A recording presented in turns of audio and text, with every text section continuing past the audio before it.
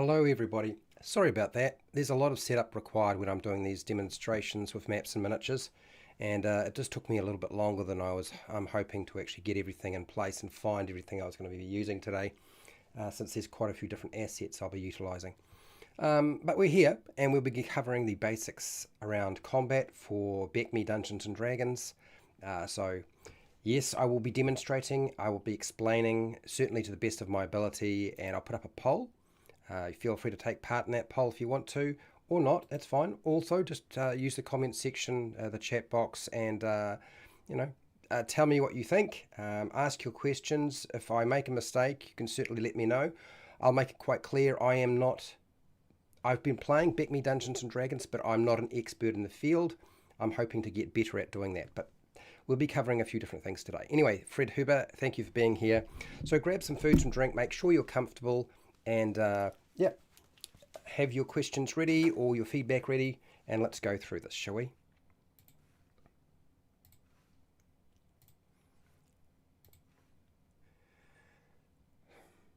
Hi, welcome to How to RPG. My name is Fred Weller, and today I want to talk about Dungeons and Dragons. We're going right back to BECMI Basic Dungeons and Dragons. For those of you who are unaware, that is the red box, the original red box for Dungeons and Dragons, Basic Dungeons and Dragons. I'm really only going to be covering stuff that deals with combat today. Certainly that was my focus and intention. I'm also really only covering from level 1 to 3. So any examples that you see are using a character from level 1 to 3. And primarily I'll be focusing on the Cleric's turning ability today. I'll be focusing more on the special abilities that the Thief has, and I'll certainly be demonstrating and explain the process of determining initiative or the turn order. That's definitely on the cards. I'll do a bit of explaining around other things, but it's not going to be like 5e. I'll make it clear now. You're going to see a lot of mechanics and explanations that look very different to what you're used to if you've played modern Dungeons and Dragons. So, before I get started, let's just check the chat. The chat is good. I'm going to drink some water. We're going to go straight over to my map and miniatures, and we're going to start off with turn order. And I'm going to break it up. What I will do is I'll demonstrate something, then I'll come back to the chat. I'm not going to have my phone open. It will simply require too much of my brain to be able to try to track my phone chat and everything that's going on OBS and on the desk as I demonstrate and explain stuff. That's too much, so I can't handle that. So I'll be going back and forth and taking a little break in between. So let's start off with this. Let's do turn order. And we won't need these 20-sided dice, and we certainly won't need these dice here. We'll get rid of them. We won't need those dice there. And we probably will use the 6-sided dice for sure. So, turn order. Turn order. Okay. Right, so you can see that there, just at the top. Keep everything out of the way so it's nice and simple and easy to understand. Great. Wonderful. All right. So, let's deal with turn order. Now, when you're dealing with a battle, the Game Master determines if the player characters are surprised, and they do this by rolling one 6-sided dice for the party and one 6-sided dice for the monsters. So the party will get to roll a 6-sided dice, and I got a 6, and the monsters will roll a dice as well for their side. So you're rolling on each side, not for individuals, just one for each. Okay, monsters or bandits in this case, the party which are here, and we've got 4 of them. Okay, a dice roll of 1 or 2 means that side of the battle is surprised and doesn't act in the first round. They don't get to do anything in the first round. Okay, it's very, very simple. So nobody rolled a 1 or a 2, so nobody is surprised, so we don't need to worry about surprise. We take that away.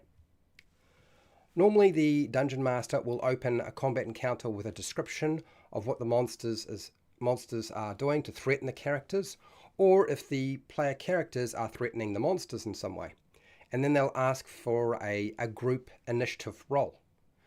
Now, what does that look like? It looks exactly like what we just did with surprise, but a little different. You roll for initiative or roll for your turn using a 6-sided dice roll. So one person for the player characters, in this case, will roll a 6-sided dice. And I rolled, with my red dice here, I rolled 4. Okay, so one of you will do the dice rolling. Then the Game Master also has to roll a 6-sided dice. And they roll for the bandits or the monsters, in this case. I rolled a 1. The highest initiative starts first in combat. That means that the party will go first because they got a 4, and 4 is greater than 1. And that's the easiest way to understand how BECMI, basic Dungeons and Dragons, turn order or initiative works. Is you're rolling a 6-sided dice for each group, and whoever gets the highest number gets to go first. Okay. Now, if you get a tie, in other words, if I wound up with both of them rolling 4s, then what do? Well, then you resolve everything at the same time. That means that you would still get everybody to do their turns, but nothing's actually going to go into place or take effect until everybody has done what they want to do. So even if a character was killed outright in the first round, it doesn't matter. They will still get to do something before they get killed, or they wind up losing hit points, or whatever it is, or they get turned to stone, or whatever. So you resolve it at the same time if you get a tie. Now, the first thing that is going to be covered, what you do when you get your turn, is like, what do you actually get to do first? Well, there are a couple of ways of looking at this. First, that you resolve your movement. So movement is done first in your turn order. So that's the first thing. You decide where you're going to move. Everybody moves. So if the player characters are going to get to go first in this case, they get to move wherever they want to be. So maybe the cleric moves up here, and the wizard decides to move a little bit further back, and the fighter decides to move up and help the cleric, and the rogues thinks they're going to move up and assist the cleric here, and maybe even try to move around and backstab, because that's what we use in BECMI Dungeons and Dragons. So you do your movement first. Then once you've done that, you deal with missile fire. Anything that is a missile. So if there's anybody shooting, that's the time to do it. Now, there's nobody shooting in this situation, so don't need to worry about it. We're not going to be shooting a missile with our wizard because our wizard has magic. The next thing that we deal with is the magic phase. So that means that anybody who's got magical spells or magic items they want to use, that's when they do them now. So this is where our cleric could cast a spell if they wanted to, or in this case, more likely, the wizard is going to cast a spell. And at low level, you probably only got a few, so don't dish them out too quickly. And then lastly, the last part of that turn takes place where everybody who's going to do any kind of close quarter or melee attack can make an attack. So that means the fighter can attack, that means the rogue can do a backstab if they want to, and the cleric can try to smack somebody with their hammer. So melee is always the last thing. And then what happens after you've finished your first round? Well, you repeat the process for every single round of combat except for the process of surprise. Surprise only occurs at the very beginning of a battle. It only gets done once. So that means that the player characters will have to roll a 6-sided dice again, and the bandits or the Game Master's monsters will have to roll their dice. I rolled a 6 in this case. So now the turn order changes. This time round, in the second round, the bandits will get to go first because they got a 6, which is bigger than or larger or higher than 5. So that's how your turn order works. It's actually very, very simple. It is a form of group initiative, and lots of different systems use it, but BECMI, I think it's probably one of the most useful systems. It's really, really quick, and it resolves a lot of problems where you have people who take a long time to make decisions because you don't have to wait for them. So anyway, so that's the first thing. Now, let's just go here. I need to drink some water. I've been explaining things really, really fast. I'm talking really quickly. So if I've talked too fast and not explained things correctly, you let me know, and I'll do my best to slow down. Anyway.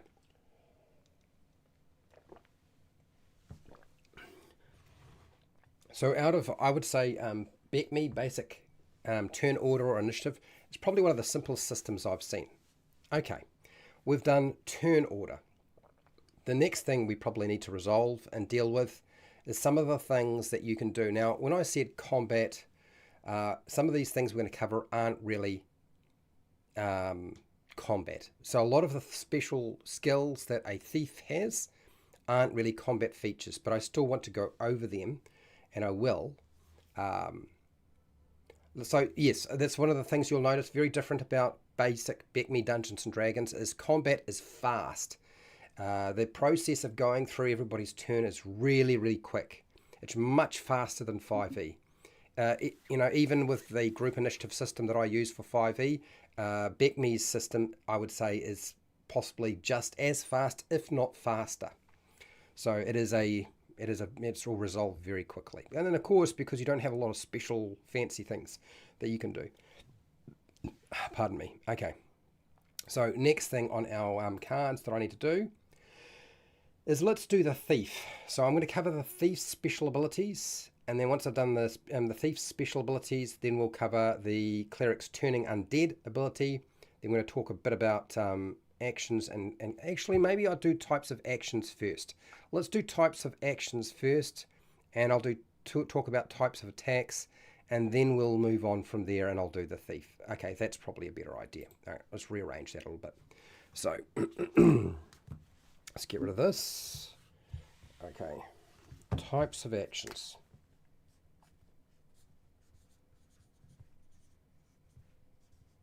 Okay, let's go. And there is only 3. And that is action, move, and free.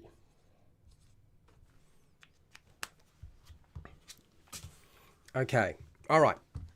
So let's get rid of the dice here. Now, for those of you who are wondering what types of actions exist in basic BECMI Dungeons and Dragons, it's very, very simple. There's only 3 types of actions that you need to contend with. One is your action. That is the main thing that a creature can do. There's a wide variety of possibilities, such as attacking, casting spells, or maneuvering. There are some things that involve maneuvering. The next thing is movement. So the creature or the character or the monster's ability to change position around the battlefield by either walking, running, flying, crawling, swimming, and climbing. All that covers movement. And then lastly is the free action. These are small things like drawing or stowing a weapon, and they are determined by the game master, and the number of times that you can use a free action is again determined by the game master. It is not necessarily that you can only have one. You can only have one movement during your turn, you can only have one action during your turn, but the number of free actions that you can have often is determined directly by whichever game master is at your table. That's how the game works. There is no bonus action, there is no reaction, no swift actions, minor actions. There are just 3 different types of actions. So it's very, very simple. What this means is your game plays very fast. You don't have to worry about deciding to try and use up all the different actions that you have, because modern D&D has 4 potential, well actually not even 4. I would say you could easily say that modern D&D has between 4 and possibly even 5 actions that you can take. One is your basic action, your bonus action, your movement, an interaction, and you might even classify that there's a free action, although a lot of people consider an interaction in 5e to be a free action. Okay, so that's a lot of stuff, whereas there's only 3 in BECMI. What do you got here, Fred Huber? I have been Dracon in 2e and 5e, making players pass a note of basic turn plan, including okay, yeah, all right, okay, cool. All right, you're just sharing that. Okay, let's move on to the next thing, which is attack types. What sort of attacks can we perform in our battle? What do they look like? Right, well, let's get rid of this and do this. Attack types. Okay. Attack types. All right. Okay, that's that one. Now, for those of you who are wondering, when are we going to see how to make an attack and how to do damage? I did that last week. I'm open to doing it again this week, since this is supposed to be about basic combat. but I'll probably leave that until near the end of this presentation. So let's just keep doing this fairly swiftly. Get some more water so I don't get dried up. Okay, so there are different types of actions. So out of the different types of actions that you have, there are essentially, the types of attacks that you can have. So there are 4 different types of attacks. You have melee attacks. Okay, they are made with close quarter weapons, such as a sword, an axe, a mace, a spear. This is what the fighter would probably be doing. We also have missile fire. So missile or ranged weapon attacks, they're made with a short range or long range weapon. They could be bows, crossbows, slings, or a gun. And so you could have a sling being fired by our rogue at one of the bandits here. You have throw-in weapons, and I don't think I've got anything to actually utilize or indicate a throw-in weapon at this present time. Oh no, we can use it. We'll grab this character. Let's say they throw a star or a dart. Okay, so a thrown weapon attack would be usually a short range weapon. It's going to be a dagger or a hand axe or a javelin or a light hammer or nets, that sort of stuff. We also have unarmed strikes, so maybe if we want to decide to punch or kick somebody or headbutt them. They're also called in BECMI, Basic Dungeons and Dragons, hand-to-hand fighting or hand-to-hand melee. This is made at close quarter using your feet, your fists, your elbows, your knee, your head, whatever part of the body you want to utilize as part of that unarmed strike or hand-to-hand attack. So those are the 4 different types of attacks that you have, which is different from doing magic. I want to talk about magic another day because it's not the same thing. Okay, so that's the types of attacks that you have. And it's absolutely, completely identical in many respects in terms of the types of attacks that you get to any kind of version of Dungeons & Dragons. They've always kind of worked pretty much the same. They're broken up into the same brackets. Next, I need to do the thief special abilities. And where are we? Thief special abilities. Here we go. We can also call the thief's special abilities skills, because they are essentially skills that only the thief has. So we'll put skill, and then I will go through and I'll do each one. So let's get rid of some of these dice here. Make sure I get these things out of the way so I don't make a mess. We won't need a lot of this. In fact, we'll remove all of those characters there. Get them out of the way. We just want our thief, and we've got some bandits there, which is fine, I guess, for now. We'll just move you out of the way, guys. Come on, you're taking up too much space. All right. And our first one is going to be, I think probably the best way is to explain it and then demonstrate it. So what I will do is I'll explain it and demonstrate each skill and how it's used, and that'll probably make it clear how the system works. All right, let's go here. Yeah, there we go. Right, so, okay, cool. Percentile dice. You're going to be using percentile dice for this one. All right. Transition over. Okay. Thief skills. How do the thief skills work? Very, very simple as it happens. And there we go. All right, cool. All right, so thief skills or special abilities. BECMI, Basic Dungeons & Dragons. It is a percentile dice system. So you're going to perform a skill check. It's a specialized, trained thief action. It's something that only the thief can do and nobody else should really be able to do it. It's just for them. There is a chance of failure. Okay? The skill check is a test that thief uses to overcome a challenge. Now, there are 8 different skills or special abilities. One is open locks, which is pretty obvious. The next one is find traps, again, very obvious. Remove traps, again, very obvious what that tries to do. Climb walls. So climbing a wall is not the same as climbing a tree. And they have a skill called climb walls, because climbing a wall is hard. Next, they have move silently. Again, quite difficult to do. But even more difficult is the next skill, which is hide in the shadows. So you have move silently and hide in the shadows. Hide in the shadows is far more difficult than moving silently, but they are actually separate skills. They also have pickpockets, and the last one they have is hear noise. Now the problem is the rules around hear noise, and they're pretty self-explanatory what they're trying to do.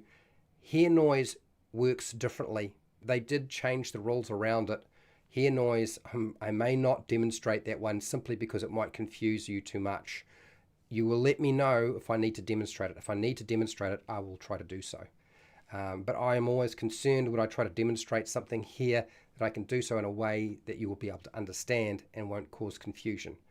Okay, so your skill or ability check for a thief is the result of rolling percentile dice. So you need to have the dice that has double digits on it. That's the percentile dice there. And then you need a 10-sided dice for the ones when you're doing a percentile roll. So those are the dice you need. Now, the idea is the thief succeeds on a percentile dice roll if they get a score when they roll these things that is equal to or less than the thief's special ability percentage value. So each thief for the different 8 skills has a percentage value, and they need to get equal to or less than that number to be successful on that particular special ability.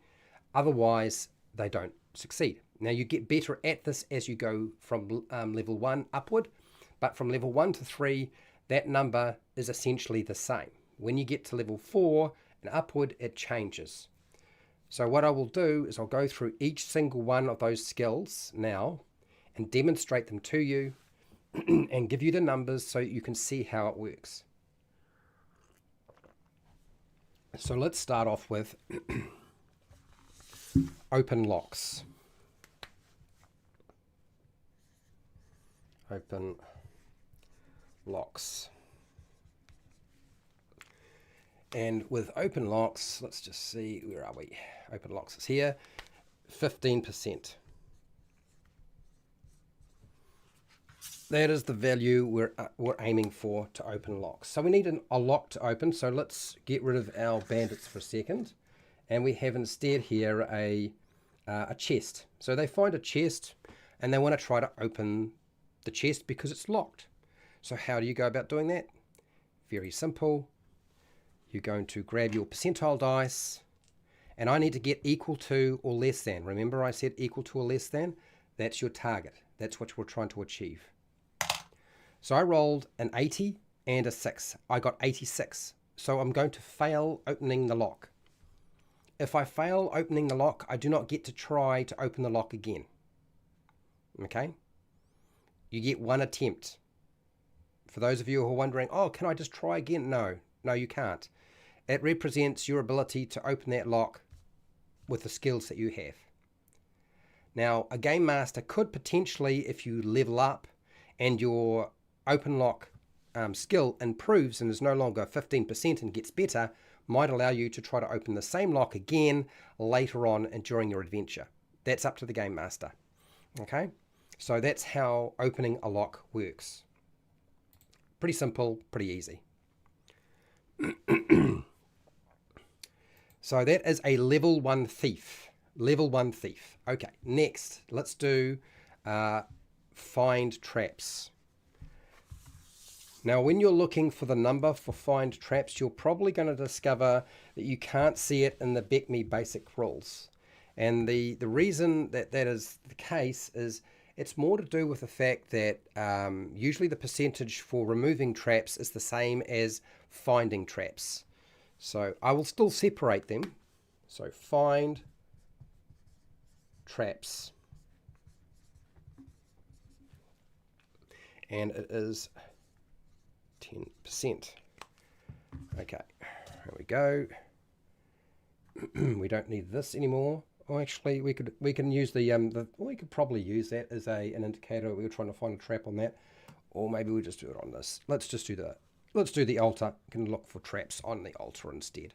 That's a better idea. We'll shift that over. Okay, so If our rogue wants to try to find a trap, okay, they're looking around trying to find a trap, they have a 10% chance to do so, and they want to try to see if there's a trap on this altar here.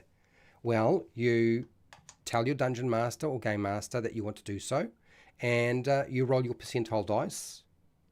Now, one of the things you will notice in BECMI, and I should have said this beforehand, is sometimes the players don't get to roll the dice with their skills. Instead, the game master rolls the dice, and yeah, not always will you be rolling the dice as a player. Sometimes it's actually the game master rolling the dice for your thief skills or special abilities.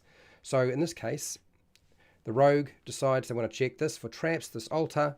I rolled percentile dice, I rolled a 20 and a 5, that's 25, which is greater than 10%. I needed to get 10 or less, so I failed to find the trap.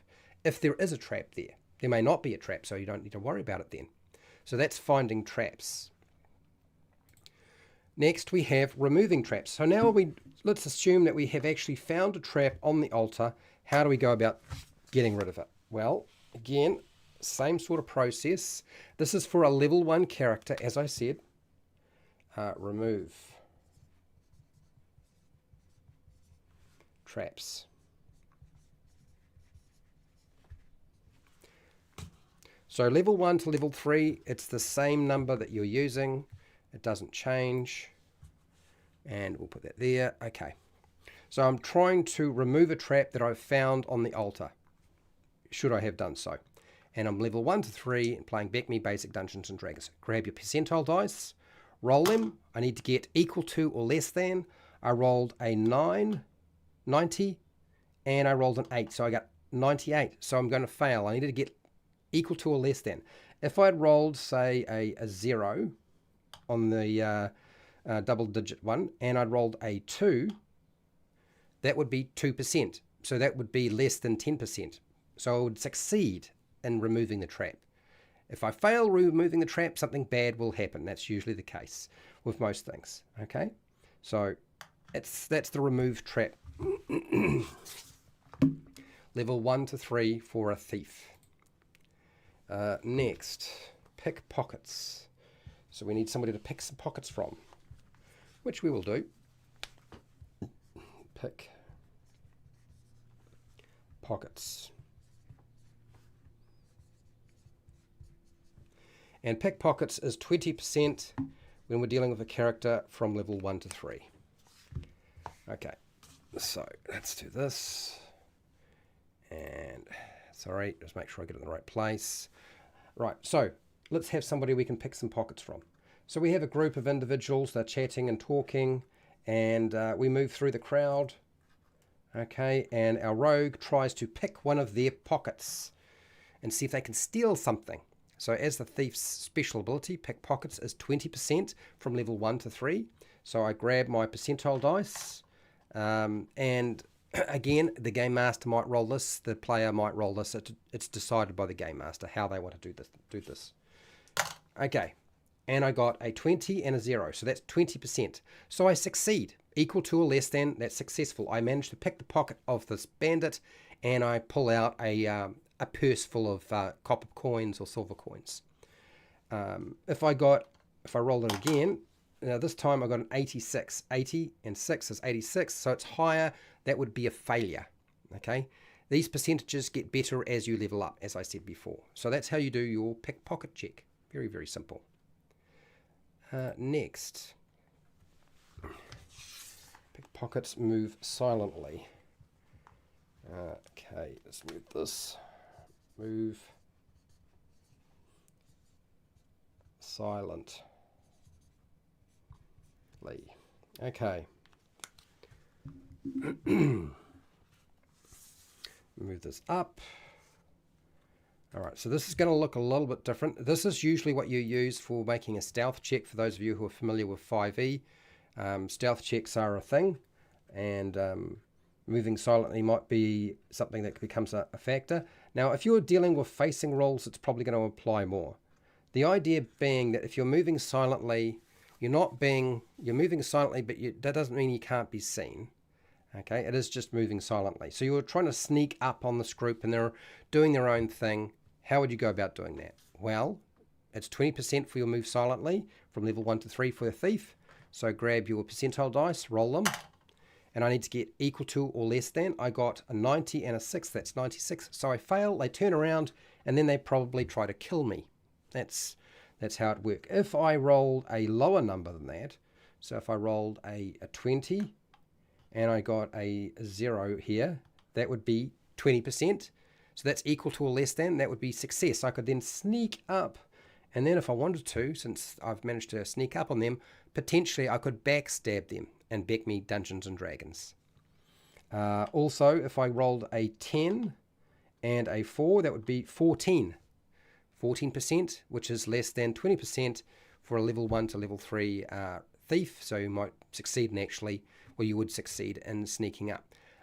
These are things often that aren't necessarily rolled by the game master, but not necessarily rolled by the player either. Often it's really determined by what the game master thinks they can do. This is to alleviate or deal with the problem of metagaming. Metagaming is a big factor, right? There's a lot of things that people don't like players rolling for, particularly if they think they're going to metagame. So, yes. BECMI was very strong on the idea of allowing the game master to determine when it was appropriate to do something. Okay, so we're going to do the next one, Hide in the Shadows, which is very similar in some respects to moving silently, but hide in the shadows. So hide in shadows.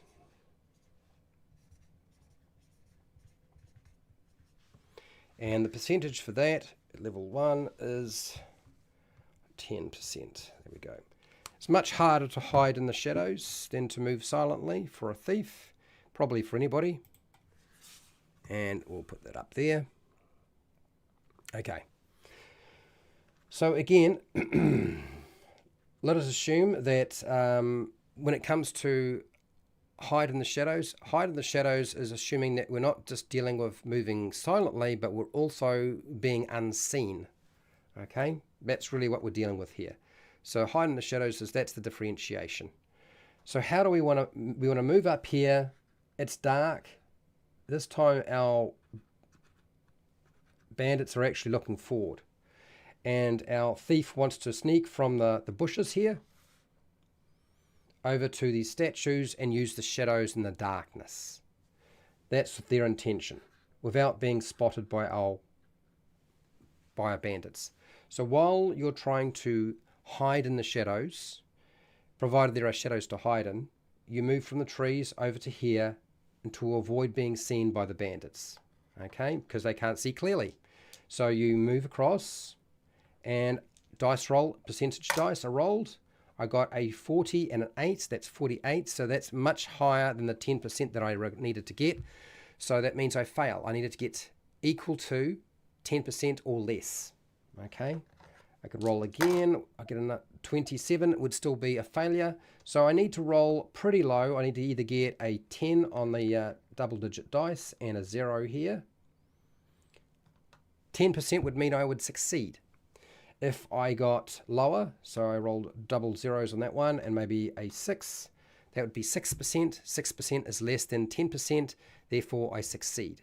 Okay, so that's how I would use hide in the shadows. Hide in the shadows, as I said, is more related to being seen or not, rather than not being heard. So that's the differentiation between them. And it'll be up to the game master to determine whether you use move silently or hide in the shadows, determining on what you're trying to do and the situation that is presented to you. Okay, next one. Let's do climb walls. Climbing a wall. How do we go about climbing a wall? So let's get this one over here. Climb walls.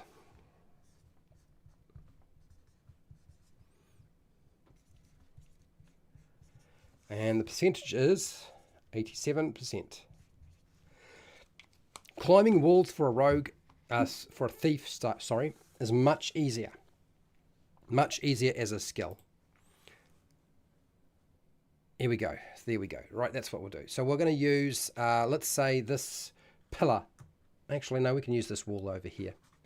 So they're going to climb up this wall, and you want to get up there. and probably on top of it if you can. You're not going to use climbing walls for every character, okay? Because that would diminish the thief's special ability or the thief's special skill, which is climbing walls. Climbing a wall is very difficult to do, so you need to have some training and skill in that task. Not every silly bugger can do it, so it's the thief's skill. And you get 87%. I need to get equal to 87% or less to succeed. So I climb the wall and roll the dice to see if I succeed, and I get an 80 and a 0. That's 80%. So 80% is less than 87%. I successfully climb the wall. So you can see that the thief, even between level 1 and 3, is going to be really good at climbing walls, and everybody else can't do it. I was talking to Wally DM and a couple other people, and you've got to be very careful about allowing somebody who isn't a thief to perform skills that a thief would normally have as a special ability. So it's kind of important not to let them step onto into that area. I know in modern D&D we allow people to roll for anything under the sun. I wouldn't advise it for BECMI or basic Dungeons and Dragons. Okay, hear noise. I really don't want to go over hear noise, but I suppose I should at least cover the initial system that was put forward and then explain it from there. Okay, so let's do this. And this will be the last special ability that I explain for the thief, unless of course I need to explain backstab, which is basically just the modern version of sneak attack, people. So hear noise.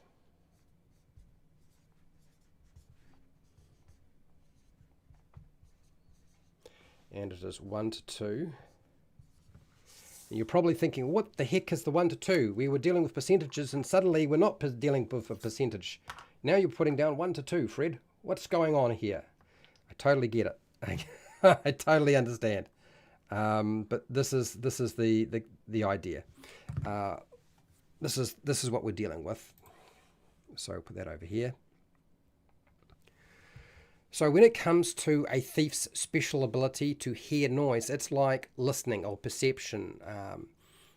And to do that, to be successful, they have to roll a 1 or a 2 on a 6-sided dice.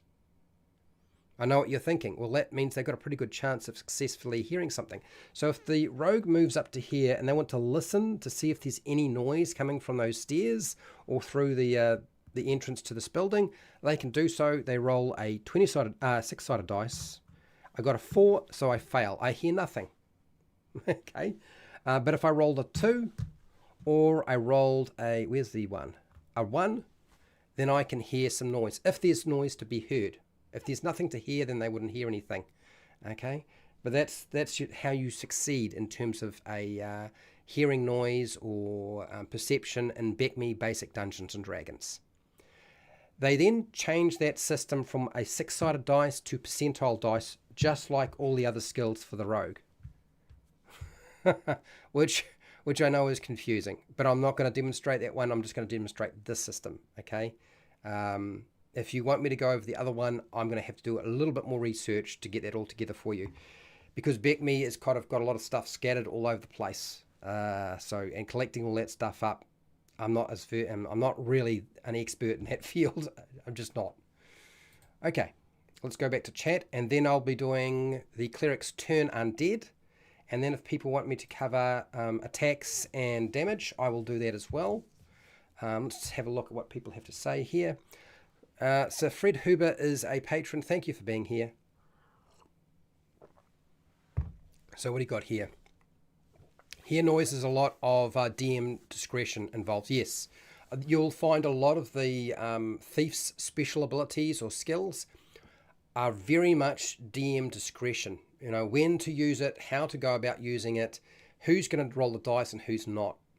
There are certain times when it's appropriate for the game master or dungeon master to roll the dice, and other times when it's fine if the player does it, because there's really no metagaming to be taking place.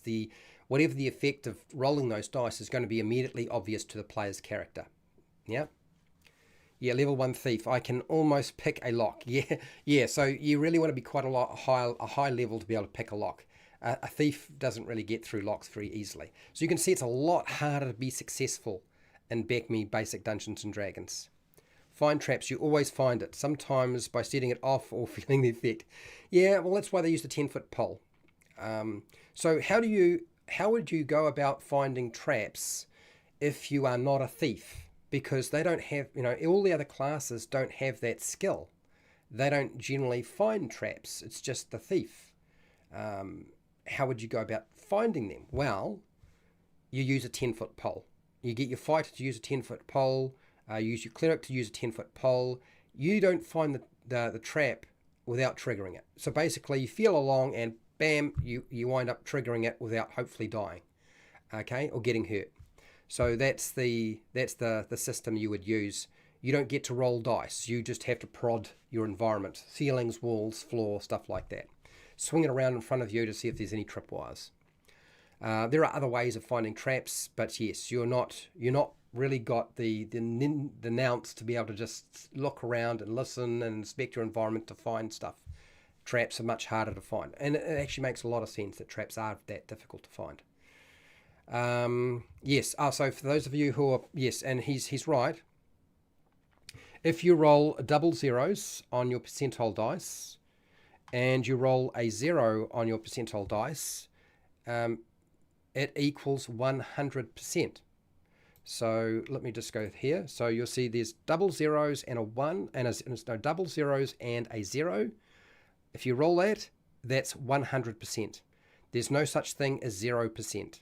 Okay? You never can roll a 0%. That is 100%. I know that's a little bit confusing, but that's the traditional setup for percentile dice. Yeah, so rolling a 1 or a 2 at level 1 to 3 for hearing noise, yeah, it would work out at about 33%. Yeah. So it's about a third. It's 1/3 of a chance out of 100. Yeah. Non-thief, find traps, toss the dwarfen or the gnome, if there's a gnome, if you're using gnomes, which you wouldn't have gnomes generally as a playable character in basic BECMI Dungeons and Dragons, maybe some of the other expansions. Anyway, let's do the cleric, shall we? Did anybody, look, you let me know in the chat now, did anybody want me to cover how does backstab or the older version of sneak attack work for the thief in BECMI Dungeons and Dragons? If you don't know how it works, I will demonstrate it, and I'll do one right here in front of you now. Otherwise, we'll move on and we'll do how does turn undead work. Right, that would be our next task. So let's do that one. Turn undead. Here we go. Turn undead. And that's that. We'll get rid of this. We don't need that anymore. And we don't need a rogue. We need a cleric. And we need something to turn. Some undead would be useful, would it not? Yes, I think it would. So we'll chuck in some undead creatures for us to try to turn. And we'll put that over here. All right. Drink of water. Switch over. So here's our cleric. Here's some skeletons, which is undead creatures, right? So how do we go about doing turn undead? Well, the basics around that is this. You can turn undead forces or undead monsters, and you can make them flee from the cleric or the battle for 1 to 10 rounds. That's how long it lasts. The undead monster may return if the game master determines that they will. So after 1 to 10 rounds, they can return. How do you determine how many rounds it's going to take? Again, that's really going to be up to the game master. Ultimately, 1 to 10 rounds. Okay, 1 to 10 rounds is probably more than sufficient. So even after you've exceeded that time frame for your turn undead of 1 to 10 rounds, there's no guarantee the undead monster comes back.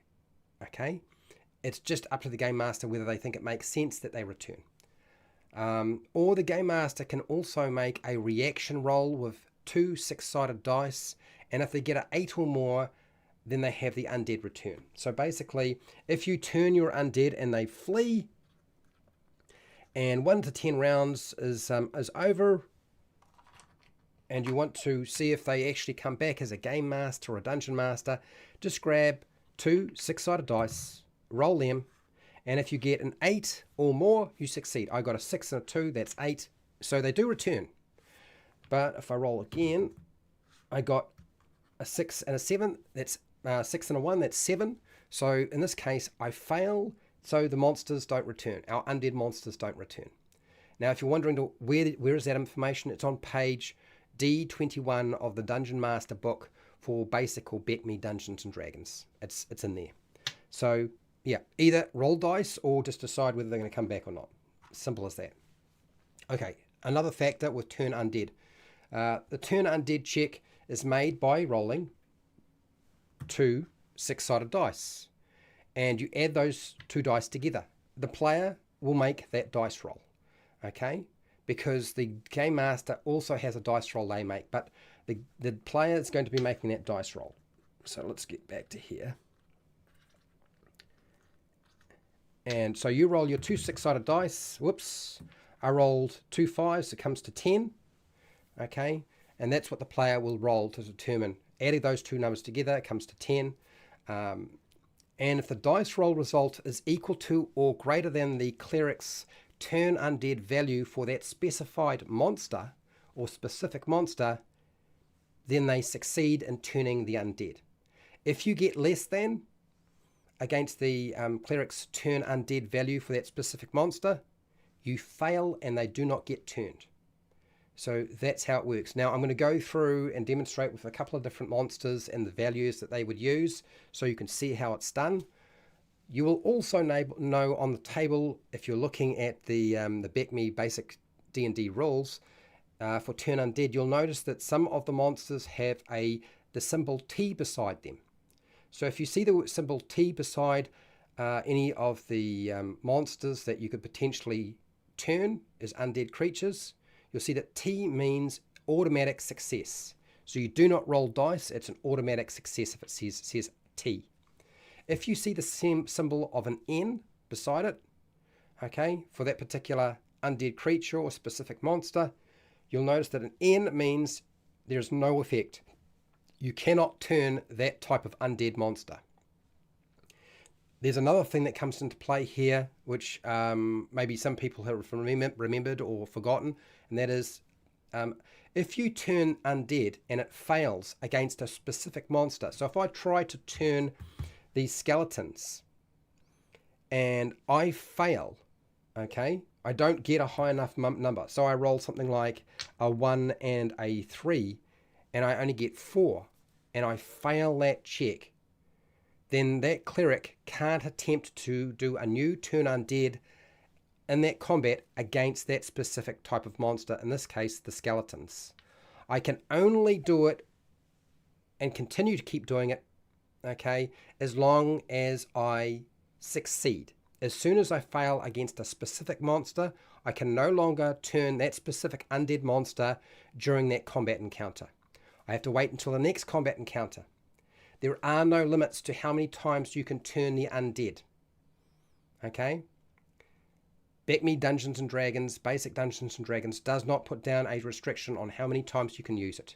You can use it as many times as you like, as long as you don't start failing those checks. All right, so let's do some demonstrations around monsters like this. And so let's do the skeleton first, then I'll do the zombie, the ghoul, and then I'll do a quick sort of wrap up around some of the other monsters that you simply can't turn. And we're dealing with a level 1 character, okay, or a level 2 or a level 3 character who is a cleric, turning the undead. So skeleton.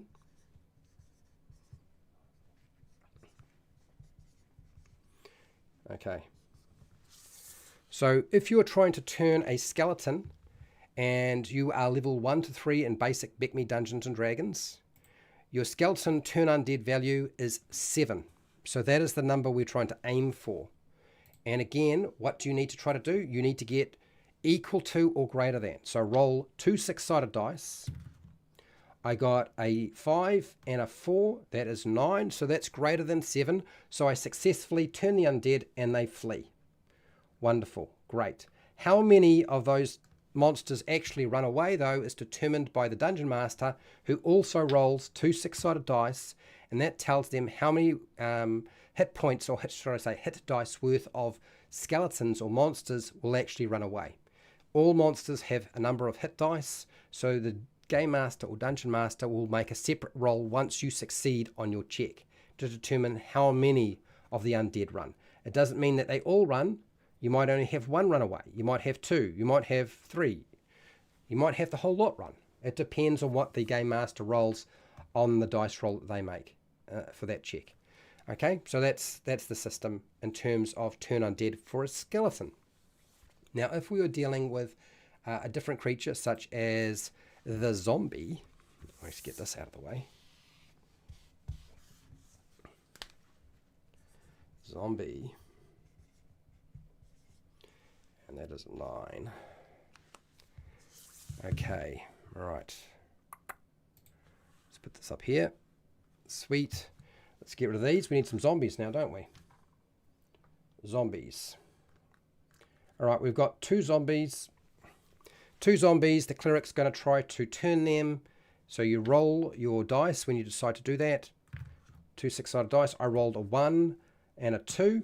Add that together, I get 3. I needed to get equal to or greater than to succeed. Unfortunately, in this case, I fail. Okay, I needed to get equal to or greater than. So if I rolled again, and I got a 4 and a 4, that's 8. Again, that's a failure. I need to get a 9 for the zombie, okay, or more. So that would be 9. A 4 and a 5 is 9. So that would succeed. And then the Game Master rolls 2 6-sided dice to determine how many hit dice worth of zombies will run away. And each monster has a certain number of hit dice, as I said. So that's how that works. Very, very simple. It's not a complicated system. Okay. Next one. Let's do... This is only for a character from level 1 to 3, people. Your Cleric's Turn Undead ability improves as you go up in levels. About every 3 levels it gets better. Alright, Ghoul. Ghoul. That is 11. And I just need to find some ghouls. Alright, grab some ghouls. There we go. And there we go, we'll put that there. Right, so if your cleric, being level 1 to 3, playing BECMI Dungeons and Dragons, wants to turn a ghoul using Turn Undead, yes you can. Roll 2 6-sided dice when you decide to turn the undead. And I got a 2 and a 1. Well, that's only 3 in total, so I fail. I needed to get equal to or greater than 11 for a ghoul when I'm dealing with a level 1 to 3 cleric. So they don't run away. But if I had rolled better than that, which means I have to roll probably a 4 and a 4? No, it'd be more like a 5, wouldn't it? A 5 and a 6. A 5 and a 6 would mean I would succeed on 2 6-sided dice. Okay, that comes to 11. I could also succeed if I rolled 12 against these. Okay, and then again, the Game Master or Dungeon Master rolls 2 6-sided dice to determine how many hit dice worth of the ghouls will run away, because ghouls have slightly more hit points, slightly more hit dice than something like a zombie or a skeleton. So that's how that works. Now, there are a few creatures and monsters that you won't really be able to turn. It just won't succeed. You're going to be unsuccessful. So, and then I'm going to put this down as N. These are the non-turnable monsters when you are level 1 to 3. Where you will not succeed at doing so. I need a drink of water.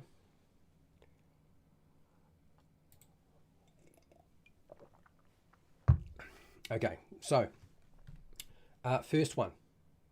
If you're facing up against a white, so if you have a bunch of whites, if you have a bunch of whites or a couple of whites that you're trying to turn, and you're level 1 to 3 as a cleric in BECMI Basic Dungeons and Dragons, that is N. You cannot turn it, so don't bother rolling any dice. You fail automatically, okay? If you're dealing with something like some mummies or a mummy, mummies are very difficult for a level 1 to 3 character to turn. So if you're facing up against mummies, okay, and you want to try to turn them, well, unfortunately, they're also something you can't turn when you're between level 1 and 3 in BECMI Basic Dungeons and Dragons. So no dice roll, you simply are not successful. Let's say you're facing, okay, so let's say you're facing a spectre, okay, and you want to try to turn them. Well, you can't do it because they're not turnable when you're level 1 to 3 as a cleric in BECMI Basic Dungeons and Dragons. So no turning. You're going to have to fight them or run away. And the big one, if you're a cleric and you want to turn a vampire, you can't turn a vampire when you're level 1 to 3 in BECMI Dungeons and Dragons. There is no dice roll for you.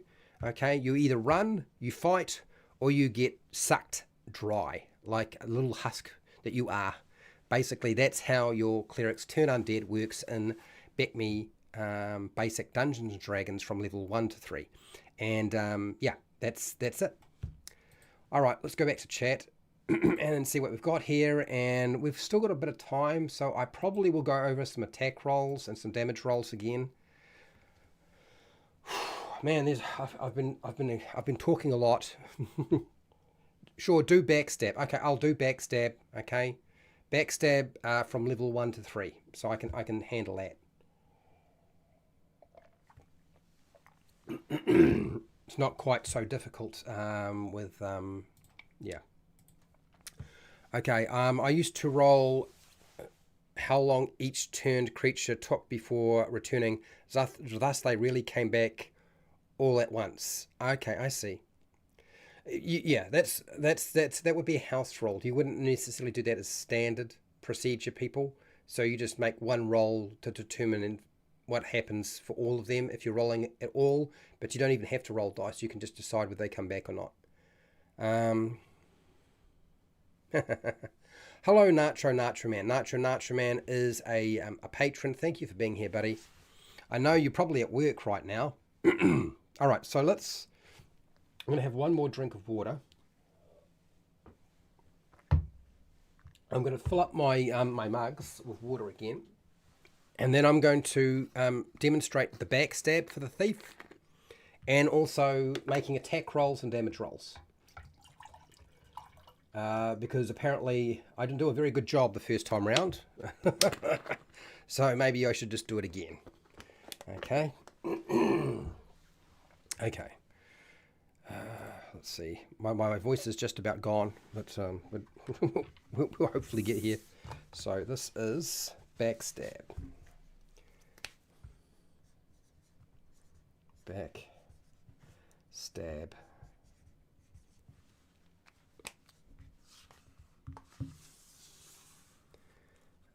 That's there. And oh, the conditions for backstab are very, very specific too. I suppose I should have indicated that as well. There's a lot of room for movement, but there's also a lot of restrictions. I think the going understanding is with backstab, it's actually pretty hard to do a backstab in BECMI Basic Dungeons and Dragons. Sneak attack, frankly, it's a lot easier to pull off. Backstab, much more difficult to pull off for a variety of different reasons. Yeah, okay.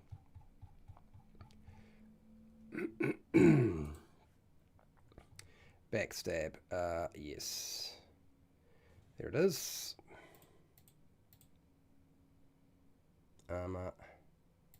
Explain, special abilities, backstab.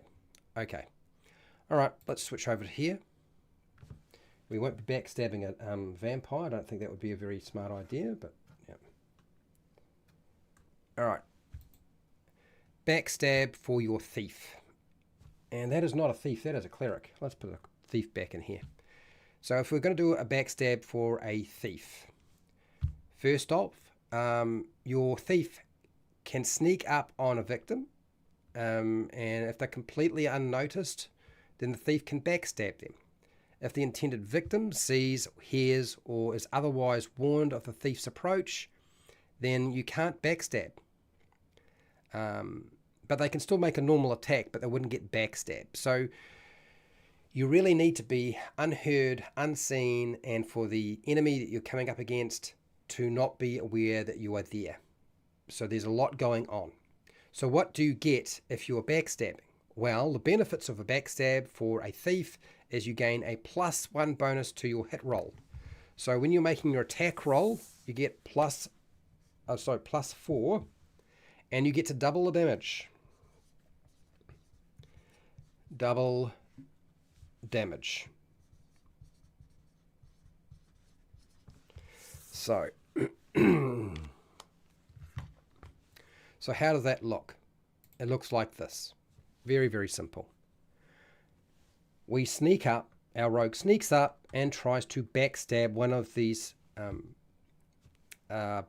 bandits who have turned their back, and they are successful, and they're hiding in the shadows and moving silently, and then they make an attack roll. And so you make your attack roll, and you will add to that your strength adjustment. That's what we need to add to that. Otherwise, it doesn't work. So it has to be a strength adjustment. Otherwise, it doesn't work. So 20-sided dice roll, I rolled a 9. Okay. And with my dagger, I add, in this case, I have no adjustment. Okay. But if you did have an adjustment, you would add that.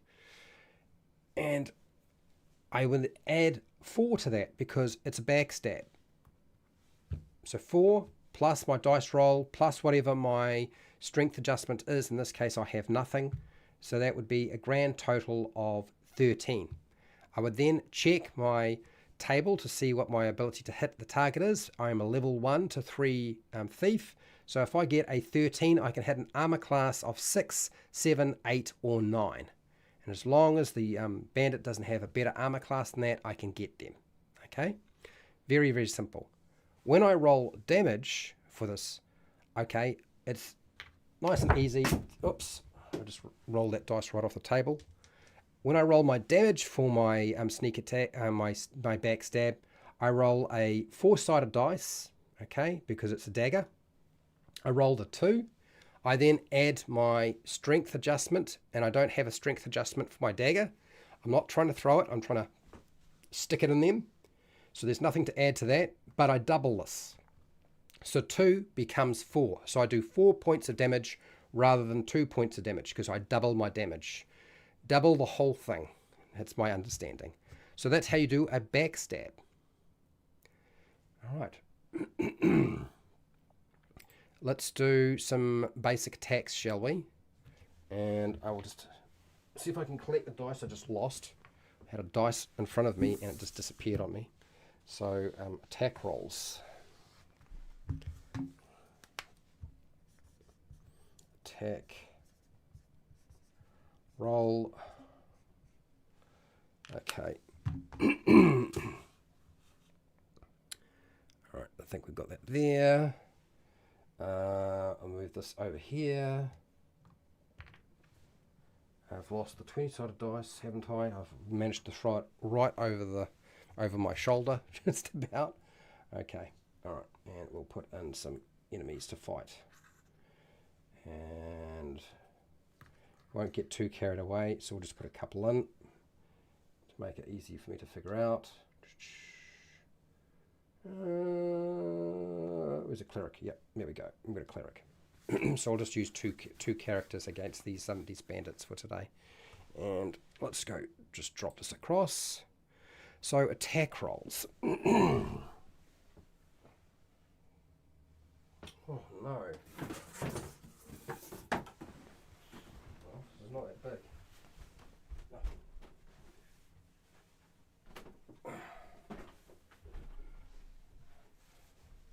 Alright, I found my 20-sided dice. Sorry about that, people. Okay, so making an attack roll. How does that look? If we're making a melee attack roll, very simple. We need to be close enough. So during the movement phase, we need to make sure we move close enough to be able to hit them, to do some damage. And we'll move up our our cleric, they have a warhammer, so they're going to try to smack this bandit here. So how does that look? It's very, very simple. For a warhammer and melee, you roll a 20-sided dice. I got a 19. I then add my strength adjustment. This cleric only has a 0 for their strength adjustment. They don't have a particularly high strength. Okay, it's very, very low, in fact. So there's nothing to add. Okay, usually you're only going to be adding either a 1, a 2, or a 3. So 19, and then we compare the 19 on our chart. So a 19 to make an attack would be, I can hit armor class 0, 1, 2, 3, 4, 5, 6, 7, 8, and 9. So hopefully that's enough to be able to hit the target. Now once I've done that, I can then roll damage. I'll do damage in a second.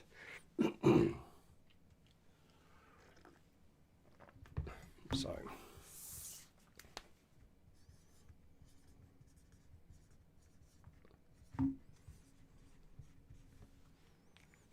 okay, damage roll. I got it. Yep, there we go. It's pretty much in the right place. So what do I roll with a warhammer with my cleric? I roll a 6-sided dice and I add my strength adjustment. I don't have any strength adjustment for this this cleric, so I'm just going to roll that dice and that's how much damage I do. Okay, so it's a 6-sided dice. I got 5, so I do 5 hit points worth of damage against the bandit. Okay, because their armor class is probably not going to be better than a 0. I'm more than likely going to hit that target. All right, now that I've done that, let's do something like a crossbow. I can probably do a crossbow. Let's do crossbow. Do I have a crossbow miniature? Probably not. Okay. So if I'm using something like a crossbow, I can even throw a dagger, but I think we'll just use a crossbow is probably the best example. I want to make a ranged attack against the bandit here. So how do I go about doing that? Again, roll a 20-sided dice, like so. I rolled a 19, not a very good roll though. Okay, and then I add my strength adjustment to that. And sorry, my dexterity adjustment, not my strength adjustment. So crossbow, ranged attacks, it's a 20-sided dice roll and your dexterity adjustment. In this case, I have no dexterity adjustment, so there's nothing to add. So it's just the 19. And then I compare that against the table. So a 19 will hit an armor class of 0, 1, 2, 3, 4, 5, 6, 7, 8, and 9. And the armor class of this bandit is probably nowhere near that. Okay, they've probably only got an armor class of maybe a 7 or a 5 or something like that. So we don't need to worry about them hitting. We've hit our target. Now, how much damage do we do with a crossbow? Well, a crossbow is interesting. When you're doing any kind of damage with a ranged attack, you only roll the damage dice. There's no adjustment to add. You do not add your strength adjustment for a ranged fired attack. You don't add your strength or your dexterity adjustment. None of that applies. You only roll the damage dice. For a crossbow, that is that is a D6. So I roll my D6. I got a 6, so I do 6 points of damage. Very, very simple, nice and easy. So that's the basics of doing melee attacks, a melee attack, a ranged attack. Now, a few of you are probably wondering, well, what happens if I want to make a hand-to-hand attack? Like, what if I wanted to smack somebody in the face with my fist or my foot? Well, you can do that for sure. So how does that look? If we have something like this character here and they're trying to make a hand-to-hand attack or an unarmed strike, how does that get worked out? Very simple. It's just like making any kind of melee attack. You roll a 20-sided dice. Okay, I got a 6. You add your strength adjustment. In this case, I do not have a strength adjustment at all to add to it. And then, although let's just make it a 1. We've got an adjustment of 1. Then I can actually demonstrate this a bit easier. So roll a 6-sided die, 20-sided dice, and you get a 1 for your adjustment. If you have a strength of roughly about, I think it's 13, you get an adjustment of +1. So that would allow you to get an adjustment of 1. So roll a 20-sided dice, add your strength adjustment. I got 7. 6 and 1 is 7. I then compare that against the chart, and it's not going to hit nothing. It doesn't hit the you know, if you are completely naked, you have an armor class of 9, so you're not going to be able to hit that on this chart. Not at your level if you're from level 1 to 3. Okay, so if I roll better though, so I got a 20 plus my adjustment for my strength, which is 1, then that would be 21. And 21 would allow me to hit an armor class of -2, -1, 0, 1, 2, 3, 4, 5, 6, 7, 8, 9. So I'm probably going to hit my target. How much damage do I do with an unarmed strike or a hand-to-hand attack when I'm punching or kicking somebody once I hit that target successfully? It's very simple. You keep your strength adjustment and you add +1. That's it. So it's 1 plus your strength adjustment. In this case, I've only got a +1, so that would become 2 points of damage. It's identical to Dungeons & Dragons 5e.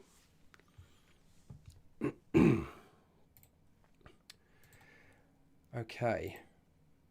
How are we doing in the chat here? Let's just jump over and see if I got it right.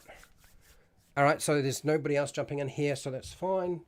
I see most of the people that are here are actually pretty familiar with this game. Okay.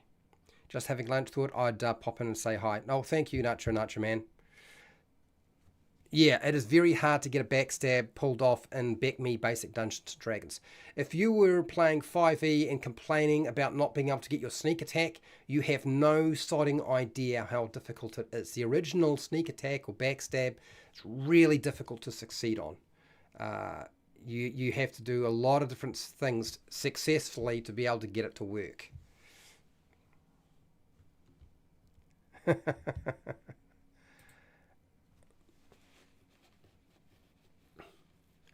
Okay, next, what do we got here? This poll, I might just end up this poll. I think that covers everything that we needed to cover for today. Don't think there's anything else that is really necessary to cover. If anybody is there anything that I haven't covered with regard to basic combat mechanics that I needed to cover today? People let me know, okay? And I'll do it now if I can. All right, so end this poll. So the poll says, have you played BECMI Basic Dungeons & Dragons? No, 40%. Interesting. Well, that's good. I'm glad to see there are so many people who haven't played the game who are here watching. Yes, 26%. Great. Okay, so we've got a few people who have. Just watching, 20%. Not sure, 13%. Totally understand. Particularly if you're a heavy drinker when you're playing D&D, which is not actually an uncommon thing to have happen. All right. Let's have a look here. I don't think there's anything else. Was there anything else that I was told I needed to cover that I didn't cover? I'm just looking now.